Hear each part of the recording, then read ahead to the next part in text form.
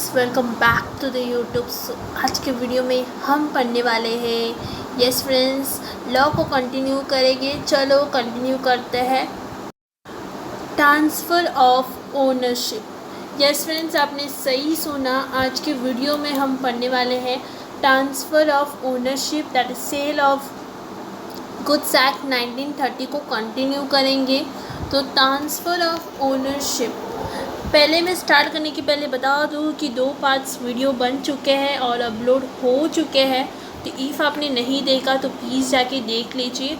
तो चलिए स्टार्ट करते हैं ना। ट्रांसफ़र ऑफ ओनरशिप में आपको पता है, जब ओनरशिप हम ट्रांसफ़र करते हैं देयर आर वेरियस गुड्स होते हैं। फर्स्ट ऑफ ऑल फर्स्ट है स्पेसिफिक गुड्स में ट्रांसफ़र ऑफ ओनरशिप कैसे होगा। ओके, ट्रांसफ़र ऑफ ओनरशिप कैसे होगा ना। स्पेसिफिक गुड्स में इफ़ ओनरशिप को ट्रांसफ़र करना है और वो कब ट्रांसफ़र होता है वो आपको पता होना चाहिए। ट्रांसफ़र होता है at the time of contract, but उसके लिए कंडीशंस है। जो कंडीशंस फुलफिल होना चाहिए, इफ़ कंडीशंस फुलफिल नहीं हो रहे देन ट्रांसफ़र नहीं होंगे। फर्स्ट ऑफ ऑल जो सेल है वो स्पेसिफिक गुड्स का ही होना चाहिए, कुछ और गुड्स का नहीं होना चाहिए। नेक्स्ट, और भी गुड्स है ना वो डिलीवरेबल स्टेट में होना चाहिए। जो गुड्स है ना वो डिलीवर एबल, नाउ डिलीवरी और डिलीवरी एबल अलग होता है। डिलीवरेबल स्टेट में होना चाहिए। और जो कॉन्ट्रैक्ट ऑफ सेल है इसमें वो अनकंडीशनल होना चाहिए। ओके, कॉन्ट्रैक्ट ऑफ सेल है वो कैसे होना चाहिए, अनकंडीशनल। नाउ अभी एग्जांपल मैम डिलीवरेबल स्टेट का एग्जांपल देती हूँ जिसमें आपको प्रॉपरली अंडरस्टैंडिंग हो जाए। तो मैं यहाँ ड्रॉ करूँगी जिसमें आपको मज़ा आएगा मेरे ड्राइंग को देखते हुए। नाउ मेरे पास एक वाटर टैंक है। Okay, this a water tank जिसमें बहुत सारे पानी है और मैं ये बेचना चाहती हूँ। अभी क्या होता है, आप मेरे पास आ जाते हो, आप बायर हो, आप मेरे पास आ जाते हो और कहते हो मुझे ये फुल्ली टैंकर चाहिए। अभी ये स्पेसिफिक गुड्स का सेल हो रहा है। यस फ्रेंड्स, हो रहा है। तो क्या ये डिलीवर स्टेज में है? हाँ है, बट कंडीशन आया बायर का कि सर मुझे ये छोटे छोटे कैन में चाहिए, छोटे छोटे टैंक या छोटे छोटे कैन में होना चाहिए। क्या अभी डिलीवरेबल स्टेज में है? नो मैम, नहीं है। तो कब होगा? सम स्पेसिफिक टाइम में होगा मैम। क्यों? क्योंकि जब वो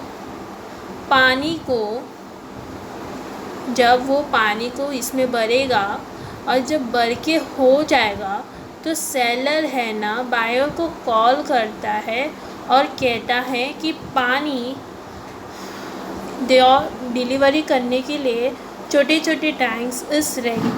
फिर वो डिलीवरी स्टेज में आ जाएगा।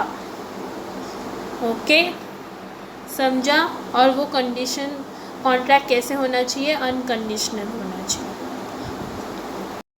क्या अभी सेलर जब हो जाता है बताया जाता है कि आपका छोटा छोटा टैंक में रेडी है, क्या बायर को कैंसिल कर सकता है? मतलब उसको कंपल्सरी लेना पड़ेगा। यस, उसको कंपल्सरी लेना पड़ेगा। ओके, वो ही is bound to take the delivery. Okay, ये आपको पता होना चाहिए। आगे जाते हैं। स्पेसिफिक गुड्स का आपको समझा आई थिंक। ओके, मैंने एग्जाम्पल भी बताया था। यस और नो। और यहाँ जो ओनरशिप ट्रांसफ़र हो रहा है वो section at the time of making the contract, वो सेक्शन कौन से सेक्शन में आता है? सेक्शन 20। यह आपको याद होना चाहिए, अच्छे से याद रख देना। ओके, जब ओनरशिप ट्रांसफ़र होता है at the time of contract वो सेक्शन 20 आता है, सेक्शन सी 20। ओके, आगे जाते हैं। अभी हैज़ सर्टेन गुड्स, इसका मतलब क्या होता है वो उस वीडियो में बताया गया है। तो इफ़ आपने वो वीडियो नहीं देखा तो अब भी जाके देख लीजिए, क्योंकि वो वीडियो बहुत इम्पॉर्टेंट है टॉपिक को समझने के लिए। अभी यहाँ अनसर्टेन गुड्स में ओनरशिप कब ट्रांसफ़र होगा, तो इट विल बी ट्रांसफर्ड कब होगा, जब both the conditions are fulfilled। Okay, दो कंडीशंस होते हैं वो फुलफिल होना चाहिए। मैम क्या कंडीशन है? फर्स्ट ऑफ ऑल जो गुड्स है वो हैज़ सर्टन होना चाहिए, हैज़ सर्टन, जो सेक्शन 18 में आता है। ओके, हैज़ सर्टन होना चाहिए, और जो गुड्स है वो अप्रोचेट होना चाहिए। क्या होना चाहिए वो गुड्स? अप्रोचेट। ओके, समझा? तो ये होना चाहिए। एग्ज़ाम्पल देती हूँ कि मैंने 100 kg कुछ पाउडर को ख़रीदने की ये बोली मैंने। ओके, मैं मिस डी हूँ, मैंने 100 kg पाउडर खरीदने गई, किससे? बाय मिस ए। ओके, मिस ए। अभी मिस ए ने क्या किया? मिस का गोडाउन था, अभी वहाँ से गुड्स सर्टन करना था। अभी उसने वहाँ से मेरे सामने ओनली 60 या बोल सकते हैं 70 kg हैज़ सर्टन किया, और वो अप्रोच्ड हुआ। क्या हुआ? Approached it. ओके, बट मैं जाने के बाद जो बचा हुआ केजी है that is 30 kg has certain हुआ, बट अप्रोच नहीं हुआ, मेरे सामने नहीं हुआ तो इसलिए अप्रोच नहीं हुआ। अभी क्या हुआ? वहाँ आग लगने के वजह से अभी देखिए 7 kg का लॉस कौन फेस करेगा? मैं, दैट इज़ कौन? Miss D. मैं बायर हूँ, बट जो 30 kg है वो मैं फेस करूँगी? No, it will be faced by miss A, that is seller. Okay, तो ये आपको याद होना चाहिए। तो this is the example of it. तो आई थिंक आपको ये एग्ज़ाम्पल समझा। ओके, नाउ अभी हैज़ सर्टन का मतलब क्या होता है? हैज़ सर्टन का मतलब होता है identified and set apart. Identified हो गया और सेट हो गया। मैंने एग्ज़ाम्पल लिया था वाटर टैंक का, फिर से दिखा रही हूँ। वाटर टैंक, मुझे एक वाटर टैंक चाहिए 10 से। ओके, और मैं शॉप में गई, अभी वाटर टैंक को गोडाउन में है तो वो गोडाउन में जाएगा, वो वाटर टैंक को मेरे सामने लेके आएगा। जब तक वो लेके नहीं आएगा वो आइडेंटिफाइड नहीं होगा, जब मेरे सामने लाएगा it will be identified, that is has certain. Okay, समझा? मैंने कल कोकोनट ऑयल या कुछ ऑयल के बारे में बताया था, एंड आई थिंक बहुत सारे स्टूडेंट्स ने देखा होगा उस वीडियो को। नहीं देखा तो अब भी जाके देख लीजिए, समझ आएगा। ओके,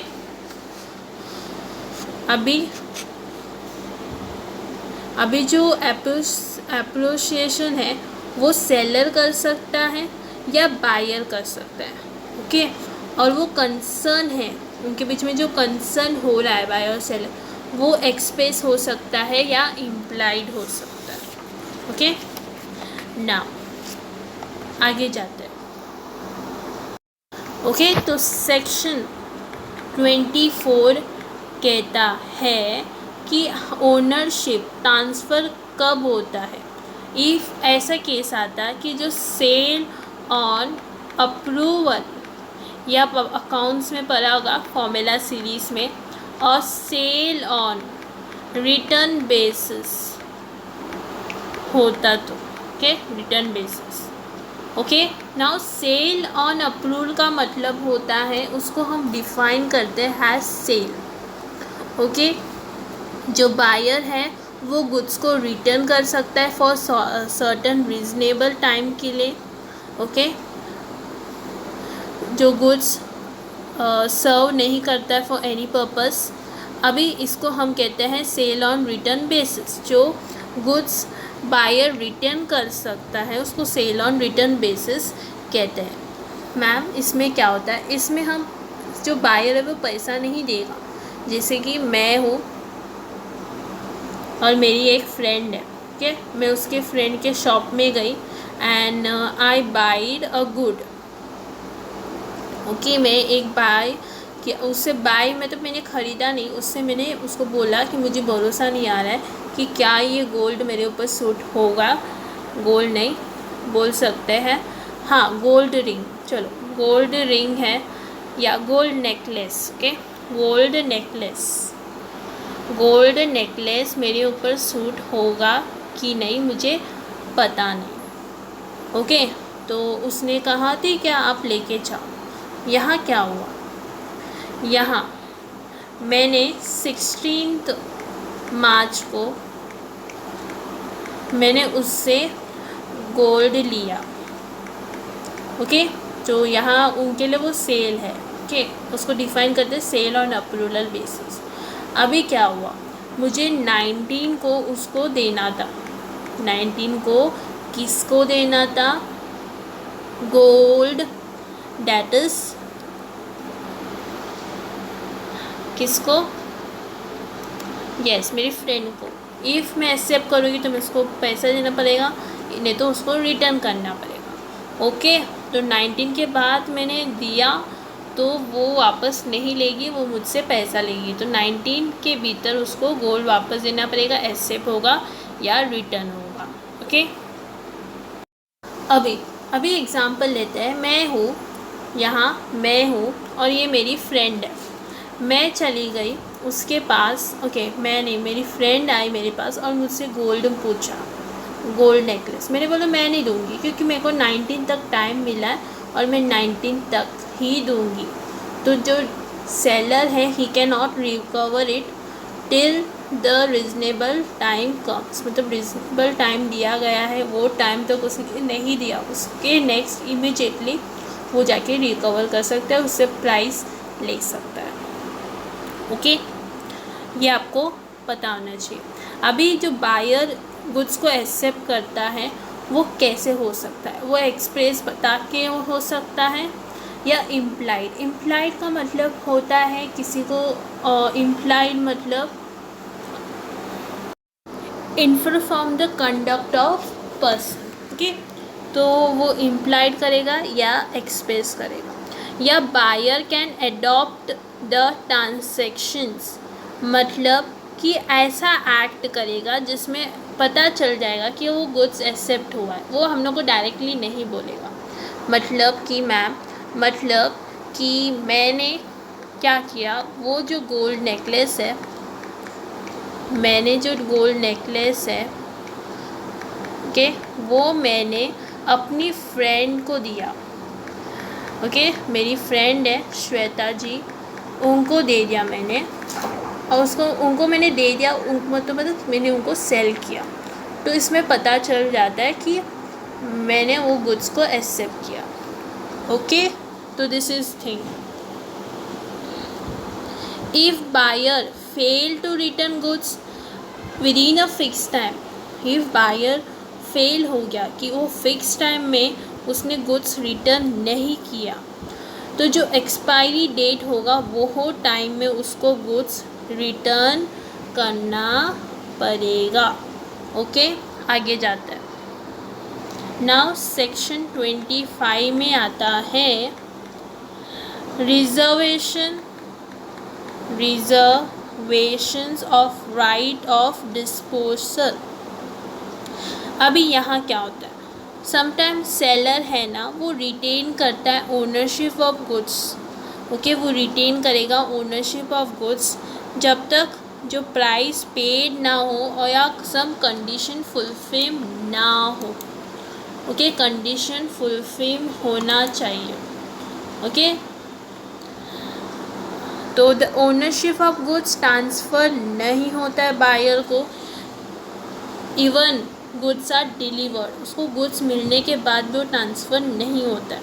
तो मैम तो ट्रांसफ़र कैसे होता है, जब वो कंडीशंस को इम्पोज किया जाता है by seller. Okay, condition fulfil हो जाता है तो ही।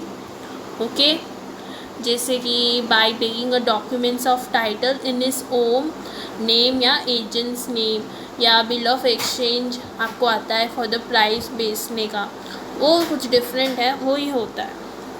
ओके, तो यहाँ आपको याद रखना है कि इफ़ कंडीशंस ऑफ फुलफिल नहीं होता है, प्राइस पेड नहीं होता है, तब तक ओनरशिप ट्रांसफ़र नहीं होता है, बट गुड्स डिलीवर होता है।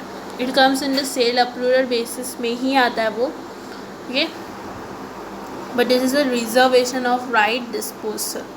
नेक्स्ट आता है section 26, that is risk passes with the ownership. जो रिस्क है वो पास हो रहा है ओनरशिप से। चलो देखते हैं, एक सेम एग्जाम्पल को कंटिन्यू करने वाली हूँ और मैं आपको सवाल पूछूंगी और वो डिफ़िकल्ट है, दिमाग लगा के आंसर देना बस। एक गोल्ड नेकलेस मेरे को मिला और मेरे से निगलेंस से नहीं, मेरा निगलेंस मेरे इसमें कुछ हाथ नहीं था, गोल्ड चोरी हो गया, तो किसको लॉस हुआ? क्या जो सेलर है मुझसे रिकवर करेगा या किसको लॉस हुआ? तो आप बोलोगे मैम आपको ही लॉस हुआ ना, आपके पास था गुड्स, बट मैंने आपको बताया था अग्रीमेंट नहीं हुआ, तो ये लॉस है ना, ये सेलर ही बेयर करेगा, इसमें मेरी गलती नहीं है। अभी आप बताओगे कि मैम आपको जिम्मेदारी दी थी उसको संभाल के यूज़ करना, बट उसने मुझे बोला नहीं ना बेटा कि आप ये गुड्स को संभाल के यूज़ करो, इफ़ कुछ भी हुआ तो आपको पे करना पड़ेगा, ऐसा बोला था उसने? नहीं, इसलिए सेलर विल लॉस होगा सेलर को, मुझे तो कुछ लॉस होने वाला नहीं, बट इफ़ अग्रीमेंट हुआ तो मुझे लॉस हो जाता, then I have to pay him. Okay, now अभी यहाँ क्या होता है कि जो रिस्क है वो पासिस होता है ओनरशिप में, जो रिस्क और ओनरशिप साथ में जाता है। हम दूसरे वर्ड्स में देखें, जो गुड्स है वो रिस्क है पार्टी के लिए, जो है ओनरशिप ऑफ द गुड्स। मैंने जो एग्ज़ाम्पल दिया इसके रिलेटेड ही है, वो उसका ही है। ओके, इफ़ आपको ये समझा देन वेरी नाइस। अभी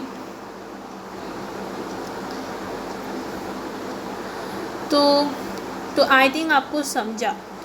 तो एक्सेप्शंस में आती है कभी कभी। अभी आपने बोला कि मैम आपकी गलती है, बट सेलर को क्यों लॉस हुआ, सेलर क्यों ये करेगा, क्यों सेलर आपसे रिकवर नहीं करेगा? तो वो चीज़ आपने बोली थी ना, वो एक्सेप्शंस में आती है। यस फ्रेंड्स, वो एक्सेप्शन आती है, दैट इज़ सेलर ने अग्रीमेंट बनाया मेरे साथ, अग्रीमेंट हुआ हम दोनों के बीच में कि कुछ भी हुआ तो मैं जिम्मेदारी होगी। Okay, this is agreement between parties. अभी सेकेंड आता है goods at the risk of party in default, जो गुड्स है वो मेरे रिस्क के है। थर्ड आता है ट्रेड कस्टम्स। ओके, कोई सबके ट्रेड कस्टम्स होते रहते हैं। Okay, so this are the exceptions जो आपको पता होना चाहिए। तो आई थिंक आज आपको समझा। सो आज की वीडियो हम यहाँ ही एंड करते हैं। आई थिंक आपको समझा। मैं ना एक छोटी सी एग्ज़ाम्पल दूंगी जाते जाते कि पता है आपको, यहाँ आपको पता है बिट होता है। जैसे कि मुझे ये फ्लैट, मेरा मस्त फ्लैट है, जो फ्लैट का नहीं लेते हैं, मुझे ना मेरी एक पोयम है, मैंने बहुत अच्छे से लिखी है। ओके, मेरी एक पोयम है, बहुत अच्छे से लिखी है।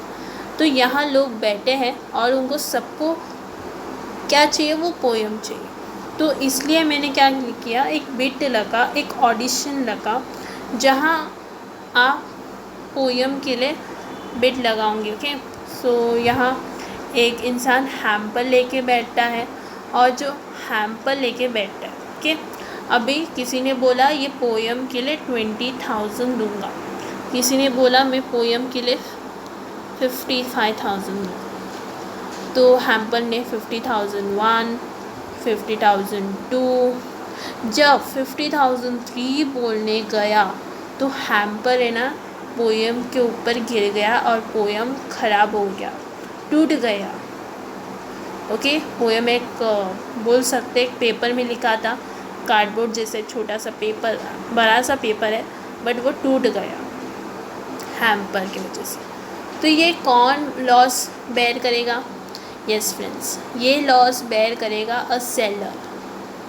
बायर क्यों नहीं? क्योंकि वो हैम्पर इसके ऊपर गिरना चाहिए था, उसके ऊपर गिरा नहीं, डायरेक्टली पोयम के ऊपर गिरा। ओके, बट ये जो हैम्पर है, इफ़ यहाँ इस नीचे गिरते हुए पोयम में गिरता तो लॉस किसको हो जाता? बायर को। तो बायर को पे करना पड़ता। ऐसा कैसा? ऐसा ही होता है।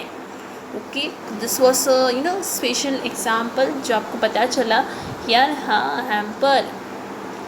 तो ये आपको पता चला होगा कि इफ़ हैम्पर पोयम के ऊपर डायरेक्टली गिर जाता तो seller will bear it. If वो हैम्पर यहाँ गिर जाता तो बायर विल बेयर इट। यहाँ गिरते हुए पोयम में गिर जाता तो बायर को लॉस हो जाता और बायर को 55,000 पे करना पड़ता।